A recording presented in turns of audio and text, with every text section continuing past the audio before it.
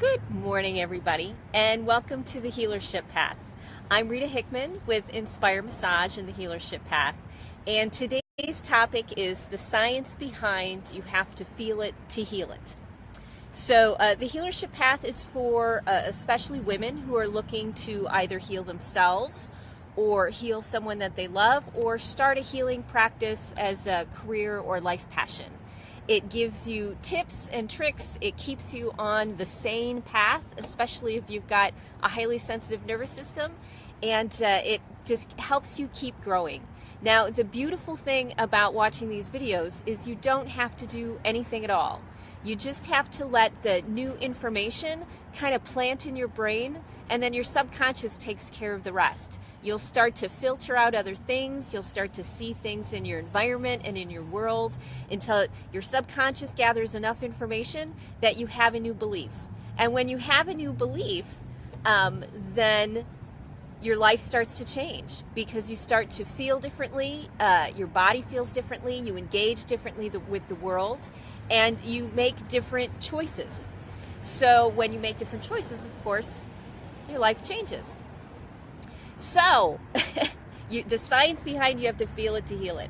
So every morning, I try to spend anywhere from 15 minutes to a half an hour letting myself poke around and feel anything that is left over from the day or the week before that I might not have been in the right space to feel what was going on. Have you ever been, let's say, at work and you needed to get something done, you didn't have time or energy to react or feel what was going on, you know, when somebody said something snippy or something didn't go your way, or your boss came in and completely lambasted you, you know, or you felt hurt or whatever it may be. You know, we don't have time to deal with those in regular life because if we suddenly have some weird meltdown, it doesn't look good as an employee. It doesn't look good as a partner, as a friend. It's not who we want to be. We may feel a certain way, and that's very authentic, but it's not how we want to behave in the world because we've made very specific choices about who we want to be and how we want to respond to things, irregardless of how our body feels. But if you don't take the time to work through these things, then they're going to come back and they're going to cause you grief and difficulty later on until one day you're completely inappropriate and you snap, and then you have to clean up the mess. You know, one of the things about being an adult is you realize that if you break the window, you've got to clean the mess up. Nobody else is going to do it for you. So you have to be very mindful about how you respond and how you work in the world, because you don't want to constantly be cleaning up your messes because it's a lot of work, and many times it can't go back together the way that it was. You'll discover that it's okay when you lose your temper, it's okay when you have a meltdown, but you can't do it on a regular basis. That's just, you can't function in society. So that's why I spend time every morning making sure that I clean those things up. Now, some things which are really uncomfortable come from past issues that you never ever dealt with. This morning, I had to work through a feeling of when I had been a kid. Somebody this week spent some time and they left me. They were angry, they were frustrated, and they said, "I'm done, I'm out of here." And for me, that pushed a real button, because there was a time when I was young and I felt very isolated from the world, and I was trapped in a situation and I had to get myself out of it. Nobody else would help. I was threatened. I had to pull myself out of it. I had to protect myself, and I just really wasn't emotionally prepared to do that. But I had no choice. I had to get out of it or be hurt in some way.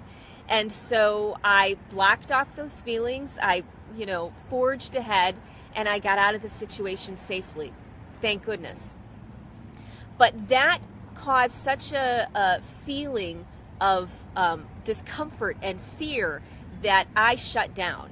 So some of the science behind feeling is when we are in fight or flight, our blood vessels narrow so that we don't feel things, so that our sensation, our felt sense is limited.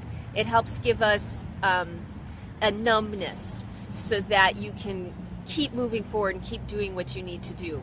Now, if this happens chronically when you're a child, it can trigger things like fibromyalgia when you're older, because that constant narrowing of the blood vessels while your body is growing and developing will cause, it'll morph and it'll warp the nerve endings, and it'll have problems with sensation later on, and it'll cause you to be a little bit more oversensitive.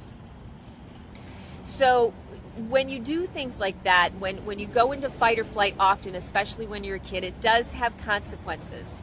And then if you don't clean up those things that you blocked, those strong, uncomfortable feelings when you're adult, then it'll keep triggering you, it'll keep causing problems. And eventually, because your nervous system keeps locking down on it, then it's going to cause health issues, because that part of your body won't get the blood and circulation that you need. So when you have an emotion, your body releases a chemical. So an emotion is actually a very physical sort of experience. Your body releases a chemical, and if you don't want to feel it, then your body shuts down. It doesn't let that chemical circulate through your body so that you can sweat it out, so that you can pee it out, so that you can cry it out.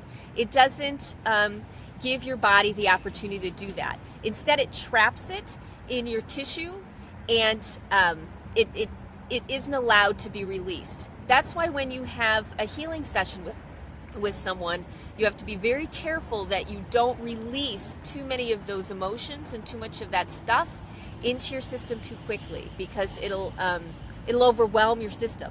It won't be able to process through it quick enough, and you'll end up with really some severe symptoms. Many times when I work with people who have emotional challenges, or old physical challenges, scar tissue or things like that, the next day or two they will have some cold-like symptoms. And that's very common and very normal, because it's your body needing to finally flush out all of the emotion chemicals and all of the things that have been stored in the tissue that your nervous system wouldn't let circulate around. So on the beautiful side, when someone triggers you, it's an opportunity to release those, let's say, poisons or those things that have been stored in your body. But a lot of times, because it's so uncomfortable, we don't want to feel it, we get angry instead. And that anger helps offset how we feel, so it's not so powerful. In fact, anger is hooked directly into our pleasure center. So when you get angry, you do get a bit of an emotional high. And so if you're feeling something very uncomfortable and painful, then that emotional high is kind of like a natural painkiller. So when people get angry, it can be a natural painkiller for something that they're feeling that's uncomfortable. Now, when someone is trapped somewhere in your body, then it causes a certain level of inflammation. And that inflammation is what causes the pain, causes the sensitivity. So the inflammation is what we want to move out. We want the body to flush it out. And the way that we do it is we feel it. Wherever we think, wherever we focus on in our body, that's where our body-mind will focus as well. So whatever we pay attention to is where our body will focus. Do you remember the research where they had kids with cancer who would have space invaders, go through and kill the cancer cells, and their immune system kicked in. Their immune system was able to fight back, and the cancer cells started to go down. That's because they were able to use something pleasurable, fighting back the space invaders, the anger, the rawr, in order to let themselves focus on the part of them that was so uncomfortable, that was so inflamed and so painful for them. And so the body could move it out, could flush it out, and could start to heal itself. So wherever we focus is where our body will start to flush out all of those chemicals, and the inflammation will be able to go down. Now the challenge is to be able to feel it in a way where you don't have to lock down again, where it's not so overwhelming. Many times when we're triggered, if we go into fight or flight, then our body's locking down and it doesn't let it flush out. You have to find a way to be triggered and then to allow the emotions to move through. So healing sessions can be really helpful for that because it's such a safe environment, or it's supposed to be a very safe environment, where the feelings can, you can tap into them, you can notice it, you can feel it, and you can let it move through your body. It's almost like a wound that's sitting there, a body memory that's sitting there waiting to be healed. And when you've got a safe environment and you're triggered, then you're able to start healing those wounds so they don't show up at the worst time. So one of the ways to do it is as you're going through your normal life and something triggers you, something that might be deep, a deep memory that you had to shut down or shut yourself off from, give yourself time later on, a specific time that you schedule in order to feel these things, in order to let these emotions go through and let yourself heal them.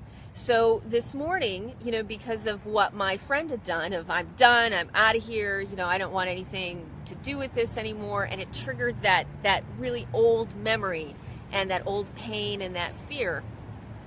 Because that happened, I couldn't respond then because that would have made things inappropriate and worse.